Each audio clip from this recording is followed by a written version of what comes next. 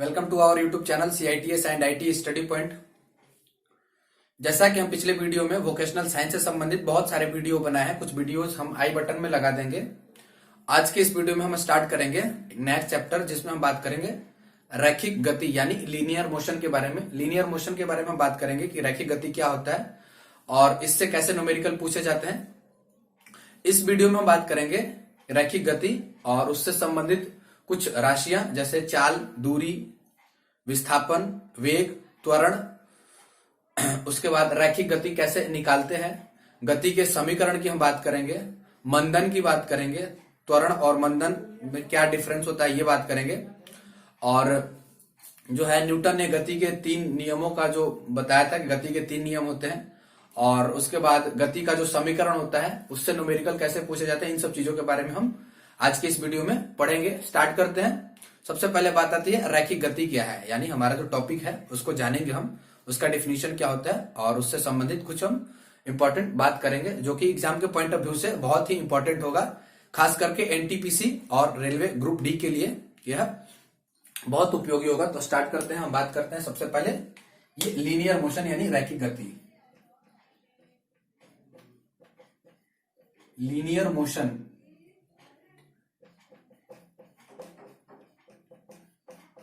रैखिक गति। रैखिक गति यानी एक ही रेखा में स्ट्रेट जो है सीधी रेखा में जो गति होती है वह रैखिक गति होती है। रैखिक गति की हम बात करेंगे यानी वैसी गति जो बिल्कुल स्ट्रेट हो, सीधी रेखा में हो, वह रैखिक गति होगी। और उसके बाद एक वृत्तीय गति होता है, उससे संबंधित भी हम अगला एक वीडियो अलग से बनाएंगे, वृत्तीय गति और रैखिक गति। तो सबसे पहले हम बात करें रैखिक गति की, यानी वैसे गति जो बिल्कुल स्ट्रेट हो, एक ही दिशा में हो, वह रैखिक गति होता है। इसमें हम बात करेंगे सबसे पहले, देखिए क्या किन किन चीजों के बारे में हम बात करेंगे। सबसे पहले हम बात करेंगे दूरी, उसके बाद बात करेंगे विस्थापन, दूरी, विस्थापन, उसके बाद बात करेंगे हम चाल, फिर बात करेंगे वेग, चाल क्या है, वेग क्या है, दूरी क्या है, विस्थापन क्या है, उसके बाद बात करेंगे त्वरण, और फिर बात करेंगे बल। इन सब लेके वीडियो आप देखेंगे तो इन सब चीजों के बारे में जो भौतिक राशियां हैं उनमें हमने ये सब चीजें बताया है और इसका फॉर्मूला भी बताया है। शॉर्ट में इन सब चीजों का डिफिनीशन और कैसे क्वेश्चन पूछता है, इससे कैसे न्यूमेरिकल पूछे जाते हैं, इनके बारे में हम बात करेंगे। उसके बाद जो है इस वीडियो में हम बात करेंगे जो गति का है, गति का जो है न्यूटन की गति का जो समीकरण है, न्यूटन की गति के नियम भी पढ़ेंगे और 3 जो नियम है इंपॉर्टेंट। उसके बाद गति का जो समीकरण है, गति का समीकरण जो है समीकरण, और इससे संबंधित कुछ बातें करेंगे। त्वरण के बाद हम यहाँ पे देखिए मंदन के बारे में भी पढ़ेंगे कि मंदन क्या होता है, और इन सब चीजों के बारे में हम आज के इस वीडियो में बात करेंगे। सबसे पहले बात आती है दूरी क्या है। तो दूरी जो है, दूरी को हम बता देते हैं कि दूरी एक बिंदु से दूसरे बिंदु तक पहुंचने का जो मार्ग होता है यानी जो पथ होता है वही उसका दूरी होता है। इसको हम एग्जाम्पल के तौर पर ऐसे देखते हैं, जैसे ये देखिए यहाँ पे एक ये बिंदु है और एक ये बिंदु है, हमें यहां से यहां पहुंचना है, A से B पे पहुंचना है। तो A से B के यहां पहुंचने के लिए जो भी हम मार्ग अपनाएंगे, जो भी हम दूरी तय करेंगे, वह हमारा जो है ऐसे करके आके यहां पहुंचे, या सीधे पहुंच गए, या हम ऐसे गए फिर इधर गए फिर इधर गए फिर ऐसे पहुंचे। तो ये जो है जो ये दूरी है, मतलब यहां से जैसे हम चल रहे हैं, यहां से स्टार्ट किए चलते हुए ऐसे करके ये घूम के आके यहां पहुंचे, तो ये हो गया इसकी दूरी। यहां से डायरेक्ट सीधे चले गए तो ये हो गया दूरी। तो ये जो है यही रैखिक गति है, यानी यहां से यहां पहुंच गए बिल्कुल स्ट्रेट सीधी रेखा में, तो यह जो है इसका रैखिक गति है। यानी जो है यह रैखिक गति की जो हम बात कर रहे थे, तो यहां से यहां सीधे जो चल के गए वह इसका रैखिक गति होगा। यहां से यहां जब जाते हैं सीधी रेखा में चल रहे हैं तो रैखिक गति होगा। और ये जो है इस तरीके से घूम के जा रहे हैं, यानी हमारे पास यही रास्ता है, तो ये जो है इसका दूरी है, यानी इस बिंदु से इस बिंदु को पहुंचने के लिए जो हमारा पथ है, जो रास्ता है, रास्ते की कुल लंबाई जो है वह दूरी है। तो दूरी के बाद हम बात करेंगे दूरी के डिफिनीशन की हम बात करें तो जो अभी हमने समझाया आपको कि किसी खास समय में चली गई पथ की कुल लंबाई जो है वह दूरी है। किसी खास समय में चली गई पथ की कुल लंबाई जो है वह दूरी है। और दूरी जो है, दूरी का ऐसा ही मात्रक मीटर होता है। दूरी के एसआई मात्रक की हम बात करें तो दूरी का एसआई मात्रक जो होता है वो मीटर होता है, मीटर होता है। और इसका जो एसआई मात्रक मीटर है, और एक खास बात और है कि यह एक अदिश राशि है। तो हमने अभी बात किया कि दूरी क्या है, डिफिनेशन बताया, उसके बाद इसका एसआई मात्रक मीटर होता है और यह एक अदिश राशि है। ये हो गया दूरी। अब बात करते हैं विस्थापन की। तो विस्थापन क्या है, विस्थापन में क्या होता है, विस्थापन में अंतिम बिंदु प्रारंभिक बिंदु दोनों होते हैं।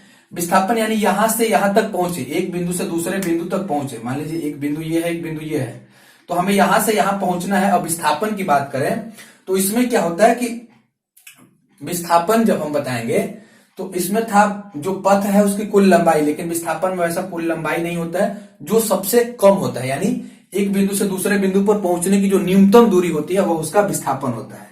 विस्थापन की हम बात करें, विस्थापन की हम बात कर रहे हैं, तो एक बिंदु से दूसरे बिंदु पर पहुंचने की जो न्यूनतम दूरी है वह विस्थापन होता है। विस्थापन का भी ऐसा ही मात्रक जो हम बात करें तो उसको मीटर होता है, मात्रक इसका मीटर होता है। और विस्थापन जो यह एक सदिश राशि है। यानी विस्थापन की हम बात करें तो एक बिंदु से दूसरे बिंदु तक पहुंचने में जो न्यूनतम दूरी होता है वह विस्थापन होता है। विस्थापन इसका मात्रक मीटर होता है और यह एक सदिश राशि है। तो ये हो गया विस्थापन। अब बात करते हैं चाल की। चाल क्या है, चाल की जब हम बात करेंगे तो चाल में क्या होता है कि किसी वस्तु द्वारा एकांक समय में तय की गई दूरी जो होती है वह चाल होती है। चाल की जब हम बात करेंगे, ये जो है तीसरा नंबर जो चाल है, किसी वस्तु द्वारा एकांक समय में तय की गई दूरी वो चाल होती है। यानी चाल बराबर जो होता है, फॉर्मूला होता है, चाल बराबर जो होता है दूरी बटा में समय होता है। चाल बराबर दूरी बटा समय होता है, यानी एक निश्चित समय में तय की गई दूरी जो होती है वह चाल होती है। एक निश्चित समय में तय की गई दूरी चाल होती है। और चाल का जो है इसका मात्रक की हम बात करें, एसआई मात्रक की हम बात करें, दूरी बटा चाल यानी मीटर पर सेकंड। दूरी के लिए मीटर और समय के लिए सेकंड, यानी मीटर पर सेकंड। यह जो है चाल जो है यह भी एक अदिश राशि है। चाल जो है यह भी एक अदिश राशि है।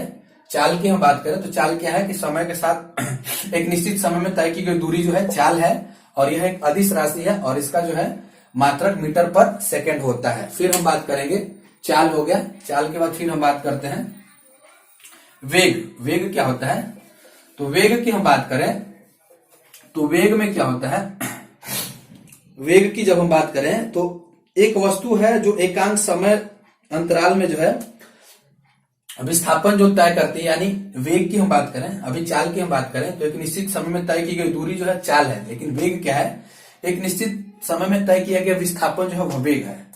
वेग की हम बात करें तो वेग बराबर हो जाता है विस्थापन बटा में समय। वेग बराबर होता है विस्थापन बटा में समय। और चाल की जब हम बात करेंगे तो चाल में था दूरी बटा में समय। चाल के लिए था दूरी बटा में समय, और वेग में क्या होता है, विस्थापन बटा में समय होता है। हमेशा याद रखिएगा, चाल जो है अदिश राशि है परंतु वेग जो है सदिश राशि है। और चाल और वेग, यानी इसमें वेग की भी हम बात करें तो इसका भी जो एसआई होता है मात्रक, एसआई पद्धति मात्रक की हम बात करें तो मीटर पर सेकंड होता है। विस्थापन में भी मीटर पर सेकंड होता है। और यह जो है वेग विस्थापन बटा समय होता है, चाल जो है दूरी बटा समय होता है। तो अभी हमने बात किया दूरी क्या है, विस्थापन क्या है, चाल क्या है, वेग क्या है। दूरी, विस्थापन, चाल और वेग से संबंधित अभी हम बात किए हुए हैं। तो दूरी जो है अदिश राशि है जबकि विस्थापन सदिश राशि है। चाल जो है अदिश राशि है जबकि वेग जो है सदिश राशि है। मात्रक की हम बात करें तो दूरी का भी मीटर होता है, विस्थापन का भी मीटर होता है। चाल की हम बात करें तो दूरी बटा समय यानी मीटर पर सेकंड। वेग की बात करें तो विस्थापन बटा समय यानी मीटर पर सेकंड ही होता है। अब बात करते हैं त्वरण की। त्वरण क्या होता है, त्वरण की हम बात करें तो त्वरण बराबर क्या होता है, त्वरण बराबर होता है वेग में परिवर्तन बटा में समय। वेग में परिवर्तन बटा में समय जो होता है वह होता है त्वरण। त्वरण की जब बात आती है कि त्वरण क्या होता है, एक्सीलरेशन ए से सूचित किया जाता है इसको, और ये जो है वेग में परिवर्तन बटा समय होता है। और त्वरण का जो एसआई मात्रक है मीटर पर सेकंड स्क्वायर होता है, मीटर पर सेकंड स्क्वायर होता है। त्वरण की हम जब बात करें तो ये जो होता है मीटर पर सेकंड स्क्वायर होता है। और वेग में परिवर्तन बटा समय होता है। वेग में परिवर्तन का मतलब ये होता है कि कोई वस्तु है यहां से यहां पहुंचना है तो उसके वेग में परिवर्तन यानी प्रारंभिक वेग हो जाएगा उसका u और अंतिम वेग उसका हो जाएगा v। u जो है वह प्रारंभिक वेग है और v जो है अंतिम वेग है। और वेग में परिवर्तन की बात करें तो हम वेग में परिवर्तन का मतलब होता है अंतिम वेग माइनस प्रारंभिक वेग, यानी अंतिम वेग हमारा v है और प्रारंभिक वेग u है। तो v minus you by T जो होता है वह a के बराबर होता है और यही जो है v minus you by T यही त्वरण होता है। a बराबर होता है यानी एक्सीलरेशन बराबर होता है, त्वरण बराबर होता है वेग में परिवर्तन बटा समय। वेग में परिवर्तन का मतलब हुआ कि अंतिम वेग माइनस प्रारंभिक वेग अर्थात v माइनस यू अपॉन बटा में t, ये जो है त्वरण हो गया। त्वरण जो है ये इसका एसआई में इसका मात्रक जो हो गया मीटर पर सेकेंड स्क्वायर हो गया। और यह जो है त्वरण जो है यह एक सदिश राशि है। त्वरण जो है यह एक सदिश राशि है। तो हमने अभी बात किया दूरी, विस्थापन, चाल, वेग और त्वरण। अब बात करते हैं बल। बल क्या है? बल जो है एक भौतिक राशि है बल, और जो किसी वस्तु पर लगाया गया विस्थापन, वस्तु पर लगाकर उस वस्तु में विस्थापन यानी उसकी स्थिति को परिवर्तित करता है। या बल की हम बात करें तो यह एक भौतिक राशि है। इसके द्वारा क्या होता है, किसी वस्तु पर बल लगाते हैं तो उसमें विस्थापन होता है, यानी वस्तु जो है अपनी स्थिति में परिवर्तन लाती है या परिवर्तन लाने की चेष्टा करती है। बल जो है यह एक भौतिक राशि है। इसको किसी वस्तु पर लगाने से उस वस्तु में कुछ ना कुछ चेंज होता है या चेंज होने की संभावना होती है, तो वह होता है बल। और बल जो है, बल का एसआई मात्रक न्यूटन होता है और सीजीएस मात्रक जो है डाइन होता है। बल का एसआई मात्रक न्यूटन होता है और सीजीएस मात्रक डाइन होता है। आप नोट पॉइंट में लिखते रहिएगा। बल से संबंधित हम बात कर रहे थे कि बल वह भौतिक कारक है जिसके द्वारा किसी वस्तु में परिवर्तन होता है या परिवर्तन होने की चेष्टा करता है, तो वह बल होता है। और बल जो है एसआई पद्धति में इसका मात्रक न्यूटन होता है, जिसको कैपिटल एन से सूचित करते हैं, न्यूटन होता है। और सीजीएस में बात करें तो सीजीएस में डायन होता है, सीजीएस में डायन होता है। और 1 न्यूटन बराबर 10 के पावर 5 डायन होता है, हमेशा याद रखिएगा। 1 न्यूटन बराबर 10 के पावर 5 डायन होता है। 1 न्यूटन बराबर 10 के पावर 5 डायन होता है। और बल जो है, बल को हम ये भी लिख सकते हैं द्रव्यमान गुणे त्वरण, यानी जो फॉर्मूला होता है F बराबर ma। F जो है फोर्स है, बल है, बल बराबर F बराबर m इंटू a, यानी द्रव्यमान m जो है m मास यानी द्रव्यमान और a जो है त्वरण है, त्वरण यानी एक्सीलरेशन। बल बराबर द्रव्यमान गुणे त्वरण होता है। इसको हम लिखते हैं द्रव्यमान और त्वरण को हम लिखते हैं, देखिए इसको ऐसे भी लिख सकते हैं, समझिए आप, जिसको हम 1 न्यूटन जो कहते हैं, यानी न्यूटन होता है इसका एसआई मात्रक। तो ये न्यूटन कैसे निकल के आता है, F बराबर जो है m इंटू a होता है। और m जो होता है, m द्रव्यमान की कोई वस्तु है तो m के लिए क्या लिखते हैं हम, एसआई पद्धति में द्रव्यमान के लिए, किसी वस्तु के द्रव्यमान के लिए लिखते हैं, इसको लिखते हैं केजी से, ठीक। और a यानी ये त्वरण है, तो त्वरण के लिए हमने बताया मीटर पर सेकेंड स्क्वायर, तो केजी मीटर पर सेकेंड स्क्वायर। ये केजी मीटर पर सेकेंड स्क्वायर जो होता है इसी को हम बोलते हैं न्यूटन। केजी मीटर पर सेकेंड स्क्वायर को ही हम बोलते हैं न्यूटन। बल का मात्रक जो है एसआई पद्धति में न्यूटन होता है। ये कैसे होता है, ये F बराबर m फॉर्मूला से केजी मीटर पर सेकेंड स्क्वायर से निकल के आता है। तो अभी हमने बात किया दूरी, विस्थापन, चाल, वेग, त्वरण और बल से संबंधित बात हम कर लिए हैं। अब हम बात करते हैं जो लीनियर मोशन हमने जो हेडिंग दिया है इसको कैसे निकालते हैं, यानी रैखिक गति कैसे निकालते हैं। तो देखिए सबसे पहले क्या, अभी जो हम जितना हमने बात किया उससे संबंधित कुछ न्यूमेरिकल क्वेश्चन देखते हैं कि क्वेश्चन कैसे पूछे जाते हैं। दोस्तों मैं उम्मीद कर रहा हूं कि जो भी हम बता रहे हैं वो आपको समझ में आ रहा है। यदि नहीं समझ में आता है तो आप कमेंट बॉक्स में कमेंट कीजिए, कोई भी डाउट हो तो कमेंट तुरंत कीजिए, मैं जवाब दूंगा। बात करते हैं लीनियर मोशन एंड रैखिक गति कैसे निकालते हैं। तो हमने जो बताया चाल, वेग, त्वरण, विस्थापन, इन सब चीजों के बारे में। सबसे पहले दूरी की बात आती है, यानी हमें यहां से यहां पहुंचना है, ठीक है। यहां से यहां पहुंचना है तो हमारे पास देखिए ये है, यहां से यहां पहुंचने के लिए एक ये बिंदु A और ये B है, ठीक। क्वेश्चन कैसे दिया है कि A से B तक जाना है हमें, और उसके लिए रास्ता हमारे पास देखिए ऐसे है, फिर ऐसे गए, फिर ऐसे गए, फिर इधर गए, और फिर यहां से हम यहां पे पहुंच गए। यानी ये 5 चले, फिर ये 5 चले, ये 6 चले, और ये यहां से हम 8 चले, ये जो है, फिर यहां से 2 चले, तो ये जो है, अब यहां से हम ऐसे करके फिर यहां आए तो इस बिंदु पे हम पहुंच गए। और एक जो है यहां से डायरेक्ट हम पहुंच के यहां आ गए। तो सबसे पहले बात आती है दूरी। इस बिंदु से इस बिंदु की दूरी की जब हम बात करेंगे तो दूरी हमारे पास इन सबको जोड़ना होगा हमें, यानी दूरी की जब बात आती है, दूरी क्या है, तो दूरी के लिए हम लिखेंगे 5 प्लस फिर ये 5 प्लस ये 2, 5 प्लस 5 प्लस 2, फिर चलेंगे हम 6 और फिर चलेंगे फिर इधर 7। तो ये निकल के जो आएगा, ये टोटल दूरी निकल के आ जाएगा। मान लीजिए 5 मीटर है, 5 मीटर है, टोटल मीटर में है। तो ये हो जाएगा 5 5 10 2 12, 12 6 18, 18 2 20 5 25, 25 मीटर।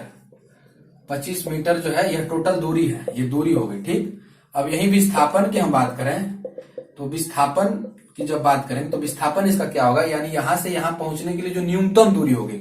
तो न्यूनतम दूरी देखिए क्या है, यहां से यहां तक पहुंचने के लिए ये जो है यहां से यहां तक, इस लाइन को हम सीधा बढ़ाएंगे तो ये दूरी जो है 5 है, यहां से यहां तक ये 5, यानी विस्थापन की हम बात करें तो 5 प्लस उसके बाद यहां से ये दूरी इसी लाइन से इस लाइन तक है 6 है, यानी 6 5 11 मीटर।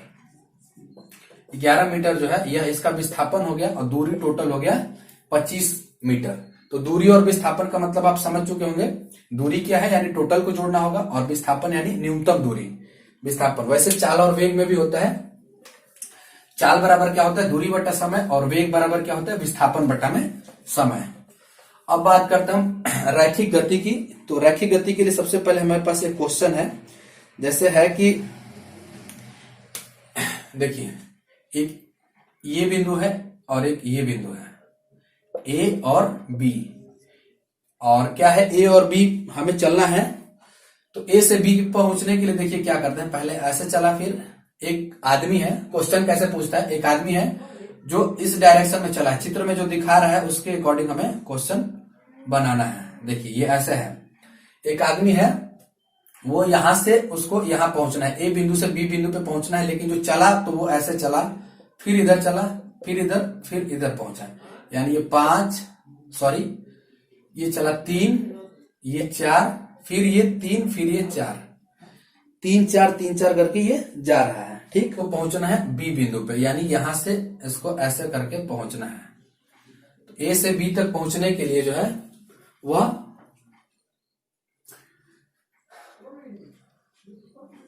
ए से बी बिंदु पर पहुंचने के लिए जो है वह इसका रेखीय गति की हम बात करें, यानी जो इसकी दूरी और विस्थापन की हम बात करें ए से बी बिंदु पर, तो दूरी की जब बात करेंगे तो दूरी हो जाएगा पूरा टोटल, यानी ये 3 प्लस 4 प्लस 3 प्लस 4, यानी 7 दूना 14, ये हो जाएगा टोटल 7 दूना 14 हो जाएगा दूरी। और विस्थापन की जब हम बात करें, विस्थापन की जब हम बात करेंगे तो विस्थापन कितना हो जाएगा, अब हमें ये दूरी निकालना होगा, यानी यहां से यहां तक और ये दूरी निकालना होगा, दोनों को जोड़ना होगा। जब ये 3 है ये 4 है तो ये कितना होगा, तो हमारे पास ये देखिए ये ऐसे करके एक समकोण त्रिभुज बन गया। समकोण त्रिभुज में क्या होता है, ये कर्ण हो गया, तो कर्ण स्क्वायर बराबर होता है लंब स्क्वायर प्लस आधार स्क्वायर। तो लंब स्क्वायर हो गया 3 का स्क्वायर प्लस 4 का स्क्वायर, यानी 3 का 9 प्लस 4 4 का 16, यानी 25, रूट 25 होता है, यानी कर्ण का स्क्वायर होता है। तो कर्ण का स्क्वायर हटेगा ये, तो ये हो जाएगा कर्ण बराबर हो जाएगा रूट 25 यानी 5। तो ये हो जाएगा 5 और ये भी हो जाएगा 5, यानी विस्थापन की हम बात करें तो 5 प्लस 5 यानी 10 हो जाएगा। तो ये ऐसे करके क्वेश्चन पूछता रहता है। फिर हम बात करें, देखिए त्वरण की जब हम बात कर रहे थे तो त्वरण में हमने बताया था कि वेग में परिवर्तन की दर जो है त्वरण होती है, और त्वरण जो है उसमें देखिए पॉजिटिव में हमेशा होता है, और वही त्वरण जब निगेटिव में हो जाएगा तो वह मंदन हो जाता है, यानी माइनस में जब है उसी त्वरण को हम मंदन कहते हैं। तो उम्मीद करते हैं कि जो भी हमने बताया आपको रैखिक गति से संबंधित, उसके बाद हम गति के समीकरण अगले वीडियो में देखेंगे। इस वीडियो में हमने देखा था कि चाल क्या है, दूरी क्या है, वेग क्या है, विस्थापन क्या है, और इससे रैखिक गति से संबंधित कैसे दूरी निकालते हैं, कैसे विस्थापन निकालते हैं, इन सब चीजों के बारे में भी पढ़ा होगा। यदि अच्छा लगता है तो आप अपने दोस्तों में शेयर करें। हमारे चैनल पर नए हैं तो चैनल को सब्सक्राइब करें, साथ ही साथ बेल आइकन भी प्रेस करें। मिलते हैं अगले वीडियो में, तब तक के लिए धन्यवाद। आपका दिन शुभ हो।